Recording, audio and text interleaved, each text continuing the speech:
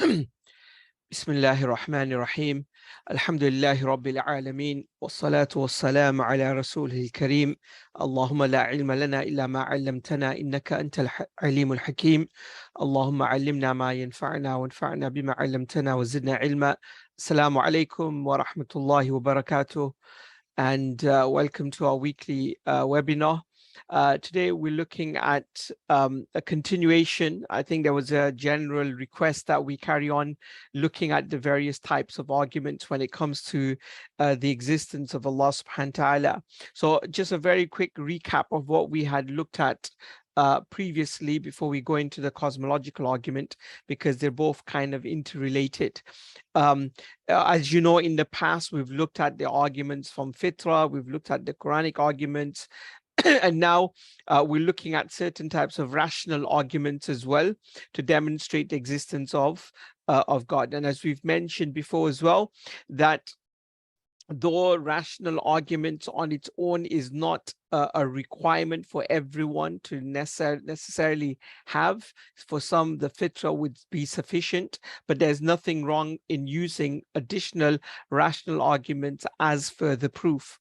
So one of the arguments that we had looked at previously was based on the following arguments. The first proposition is temporal events exist. The second proposition is every temporal event has someone who caused it, and therefore the conclusion is Allah is the cause of temporal events. Now, the evidences for these two propositions, the first one, which is that temporal events exist, and the second one, every temporal event has someone who caused it, can be looked at, which then ultimately proves the conclusion. So if we were to look at the first proof for the first proposition, which is that temporal events exist. Now, again, this is something that many of our Muslim scholars in the past looked at, a lot of these things in terms of identifying temporal events, as in events that came into being that didn't exist previously. These are all determined by our own senses, by our observations. It's something which is perceptible, it's something we can see. Obviously, on the temporality of the universe, and obviously everything that's within it, the way the scholars try and explain it is that the universe and everything within it, it can be either it could have been existing or it could not exist, right? If we were to envisage the possibilities, it's possible for the universe to exist and it's possible for the universe to not exist. And therefore, its existence is not considered necessary, right? Again, we'll explain some of these terms in a future session, but we're talking about necessary and possible things. So if it's not necessary, it is contingent, right? If it's contingent, it means that it's temporal, right? Its existence and non-existence is envisaged. So when it comes to contingent entities, they are obviously going to be temporal because they require the existence of a non-contingent being for them to come into existence. I hope I don't lose you, but hopefully it's kind of obvious from what I've said. So when it comes to the temporality of the universe, we'll look at it a bit more in the next section. But scholars like Ibn Taymiyyah, rahimahullah, and others, they talked about the temporality of the universe and various other things. And he argues that the method of bringing evidence for using that whose temporality is observable is in the Quran, and also what the early scholars and imams have agreed upon, that you can notice these things by your pure instinct and your senses. So there is no need to necessarily offer evidence for the temporality of specific emerging things. But rather they are to be admitted into evidence for the existence of the originator. So for example, you are or I am a temporal being. We came into existence. Now, we don't need to now go into providing further proofs to demonstrate that we are temporal being. Anything that emerges, comes into existence, is by necessity is temporal, right? And now, if anyone was to start doubting the temporality of these things which have emerged and can be observed, then it leads to, you basically shut down the possibility of any knowledge. You can't have any intelligent conversation with someone. Let's say you walked into a room and there was an egg there, and then you're with someone and you ask that person that what's this egg doing here? And if he responds by saying, well, the egg has always existed, it's always been here, it becomes a nonsensical type of an argument, because we know that if something emerges and something which is not there by necessity, it is a contingent thing, and therefore if it's contingent, it means that it's emerged, and its emergence can be observed and can be noticed. And therefore, if anyone starts arguing on these matters, then you really are not going to make any pathway in your conversation with that person. With that person, it's best to kind of end the conversation. If you see a table and they say that no, the table's always existed. If you see a child and you say that no, this child has always existed, and so on. So that first proposition is easily observable. It's by our senses. And so we can quite confidently say that temporal events exist. Right? If someone says that it doesn't exist, then that's even more problematic. If you're pointing towards the table and the person says, no, the table does not exist, or if you're pointing towards a particular human being and the person says the human being doesn't exist, that obviously leads to problems as well. So that's the first proposition. The second proposition, which is that every temporal event must have someone who caused it. Now, again, we did speak about this previously as well, but it's kind of something which is, it's rational. It's something which is instinctive. It's what's known as the principle of causality, the principle of causality. It is something which is self-evident. Automatically, we know this through our instinct as well, and we can't imagine an opposite scenario in this situation. So, for example, it's not possible to imagine the existence of a temporal matter without knowing that there was a cause that brought it into existence. Ibn Taymiyyah, rahimahullah, he said that knowing that an originated entity must have an originator is something which is part of one's fitrah, and it is something which is instinctive knowledge. Something is an issue that does not require you to go through a whole process of providing evidence-based reasoning. Rather, it's something that you would accept as a fact, something considered as, ilm al-badihi, like basic knowledge, upon which, we have these other theoretical knowledge that we develop. So this is something that we know through necessity, that anything which is temporal must have someone or something which has caused it. If you see a child, you know that the child must have had a mother. If you see an egg, you know that there must have been a chicken, and so on. Right? These are kind of things which we know by our necessity. As Ibn Taymiyyah argues, that it's something which is known by our fitrah, our innate disposition, upon which Allah created his slaves with clear logic, that an emerging event does not occur without something originating it, and that the emergence of a temporal event without an originator can be automatically ruled out as being false. It's something which is even entrenched, even amongst young children, small children. If a child was struck, was hit, or someone slapped a child, the child will automatically say, who hit me?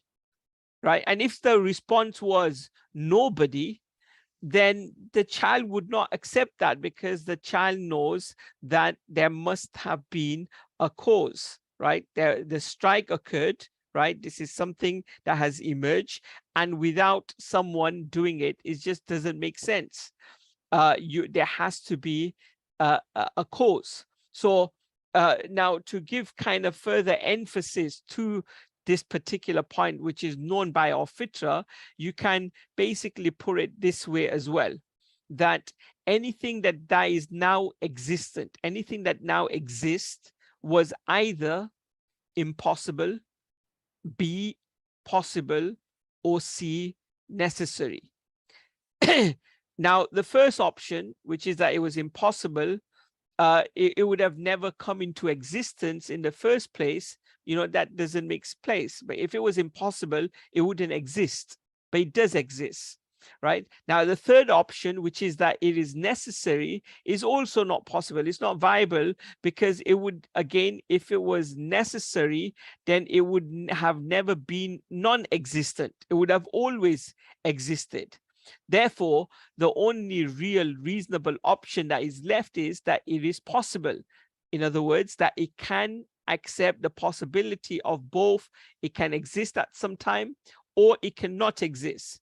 And because it left nothingness, in other words, it is in existence, this thing now exists, there must be an explanation to explain how this thing came into existence, right? I hope you're following this, because without which you would, if it did not exist, if it did not come into existence, then it would still be nothing. You'd still have nothingness, but you have something. So from nothingness comes nothingness. If you have something, you need to explain how this came into being. And you know, the scholars have gone into lengthy discussion to try and explain this particular point. You know, there is nothing that comes into existence without a cause that preferred its existence over its non-existence. And it is impossible that this cause is non-existent, as nothingness does not exist as an entity, and it cannot be also envisaged that the nothingness caused it to be, as in it came into existence from nothingness, because anything that does not possess something cannot offer the same thing to something else. In other words, if there is something now, let's imagine there's an egg. Now, for that egg to come into existence, it can't be that it came from nothing, right? There must be certain qualities necessary for the egg to now come into existence. And if it's nothingness, then it cannot come into existence, right? I hope you're following the type of argument that's being presented here. Also, it would be impossible for something to be its own cause. And again, the Quran explains this as well. So again, it's okay, how did this egg get here? And if the response is that the egg created itself to come here, again, you would not be convinced by that argument as well. Because if something was non-existent, it didn't exist, then it cannot be the cause for itself to come into existence, right? Let alone causing, you know, something else to exist.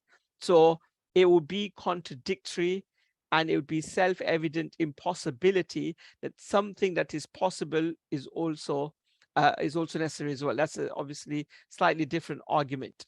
So based on the two propositions, it follows that there must be, right? We've looked at the two propositions, right? The two propositions were that temporal events exist, something which we know by our own instinct. Secondly, that every temporal event, anything that emerges, come into existence, has someone who caused it, right? Anything that comes into existence must have a cause. Again, we've explained through rationality and various different arguments to say why this must be the case. So then, therefore, now, based on those two propositions, it follows that there must be a pre-eternal non-contingent existence that is the cause of all temporal events and possibilities.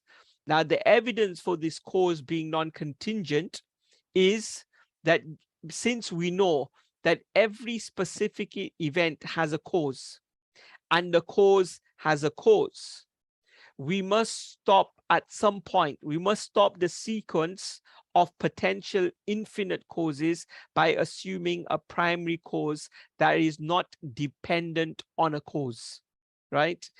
This is because what's known as causal infinity is impossible, right? According to philosophers, it would mean that no individual case of temporality would have ever taken place. Now, I know we've used a lot of different kind of jargon. Let's try and explain this with an example that the author provides. So now let's imagine that there is a man who is now standing by the train tracks as the train carriages pass by.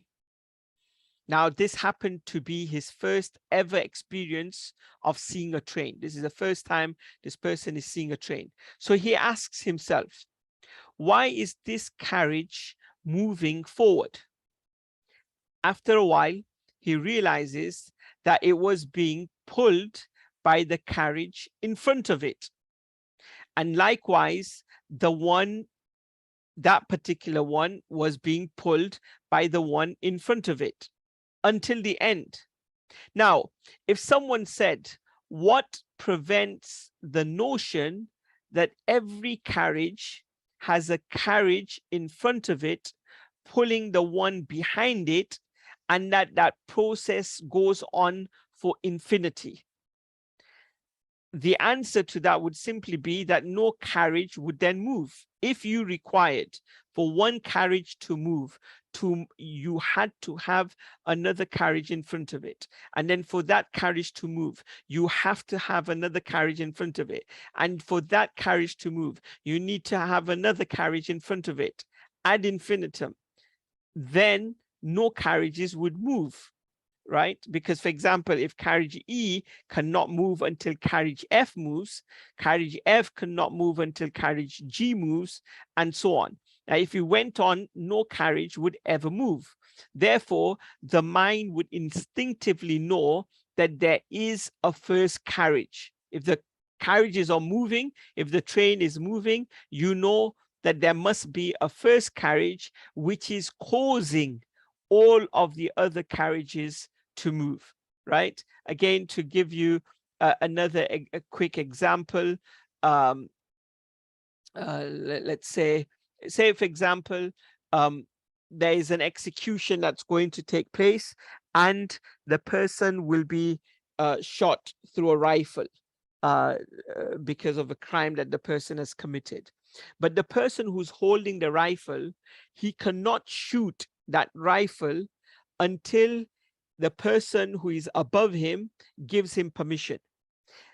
And that person cannot give permission until the person above him gives him permission. And that person cannot give permission until the person above him does not give permission. Now, if this continued ad infinitum, that the person above would need permission from another person above and then another person above and so on, that person with the rifle would never shoot the rifle, right? Because you're asking, you've got this continuous ad infinitum process of seeking permission. But if the shot if the rifle is shot, then you know that there must be a stage where someone has actually, he's the final person, the first cause, which has given the permission for the rest of the permissions to take place, right? So you have to try and understand this in a similar way. And this is an explanation that the first cause, right, you know, what we refer to Allah subhanahu wa ta'ala, that this is a non-contingent, right?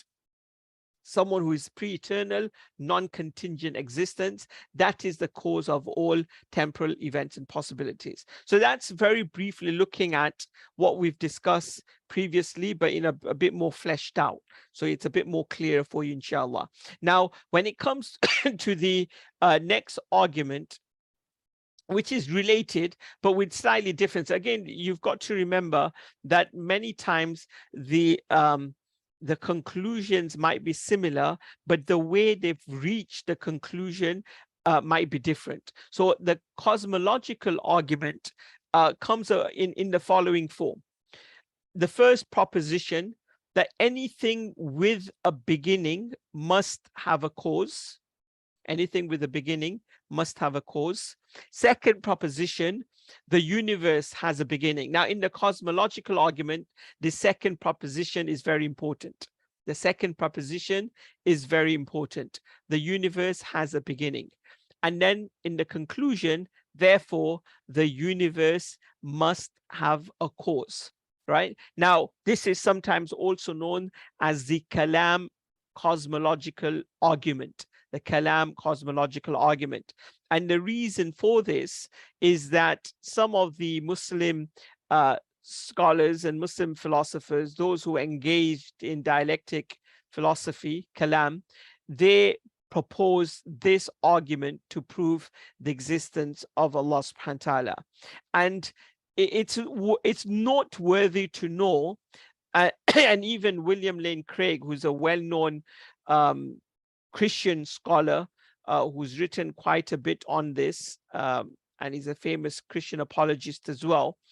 He himself admits in his book on the Kalam cosmological argument, and he writes, probably no chapter in the history of the cosmological argument is as significant or as universally ignored as that of the Arabian theologians and philosophers, or the Arabic theologians and philosophers. Now, again, here, he doesn't categorically say the Muslim theologians.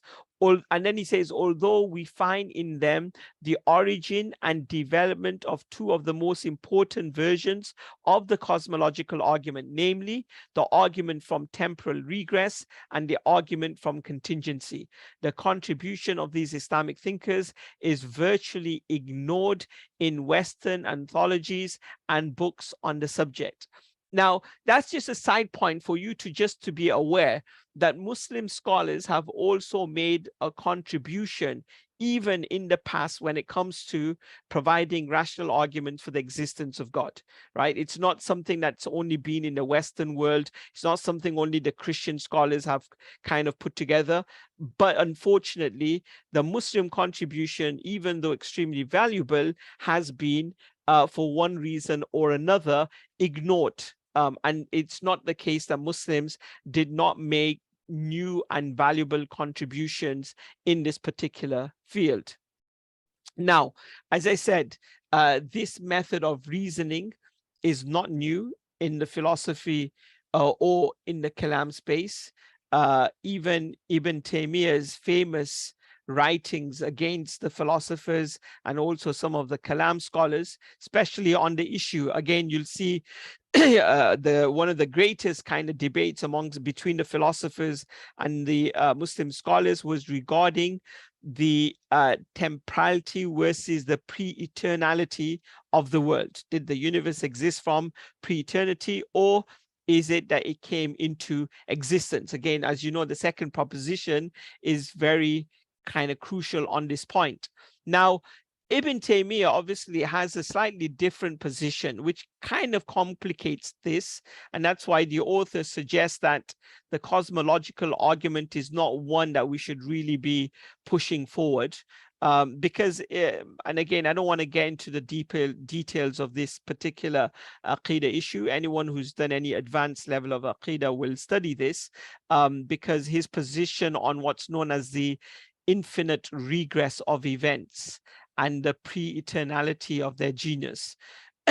Kind of, again, this whole idea that there is no beginning or end to creation as a whole, though every individual created being would have a beginning, right? Again, this is something that Ibn Taymiyyah, rahimahullah, argues in some of his writings.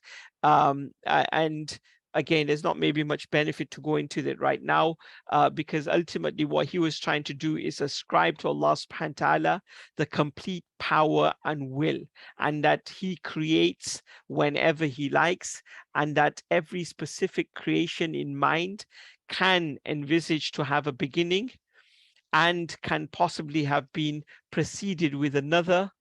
But again, as I said, I don't want to go into the details of the argument, but because of this kind of new scenario in the discussion, it slightly complicates matters, and that's why it's not necessarily one that you need to necessarily push this argument quite a bit, the cosmological argument, even though it's used by a lot of different kind of scholars. And so the only thing that we're trying to point out here is that we can still situate this type of argument in its rightful place, as in there is still some merit to the argument, and therefore it would therefore not be suitable to kind of promote it as the only argument, but one should only engage with this argument to the extent that one finds it to be beneficial, impactful. And I'll explain to you very soon how it can be useful in some of those discussions, because it's sometimes it's a quick way to get to a particular conclusion, especially when both sides, again, this is a crucial point, when both sides of the discussion, those who are pro and against, if both of them are arguing for the temporality of the universe, then again, it makes things a lot more easy. Now, before, atheists did not accept the temporality of the universe, right? This is something actually which is something modern. It was only recently that they believed that until recently, they used to believe that the universe is pre-eternal, right? And this is why even some of the philosophers, the likes of Ibn Sina and others, they also fell for this particular view. And in fact, that this was almost considered as an accepted fact amongst the philosophers, that the universe is pre-eternal. And that's why Imam al-Ghazali and Ibn Rushd and others, they had these arguments on this particular issue and dedicated so much time on this particular point. And initially, it was almost like the burden of proof was on those who are trying to argue for the temporality of the universe. But nowadays, alhamdulillah, things have become a lot more easier. Nowadays, the debate is much more limited, especially with modern science. There's been obviously different scenarios or different explanations that have been provided. The most dominant one obviously being the Big Bang, which obviously indicates that the world is temporal and that the universe we are living in has a fixed age, right? So even someone like Stephen Hawking said that instead almost everyone now believes that the universe and the time itself had a beginning at the Big Bang. Right? So once they come to that conclusion that the universe came into existence and that the argument for the pre-eternality is no longer a point of contention in science, then the general agreement, it becomes a lot more easier.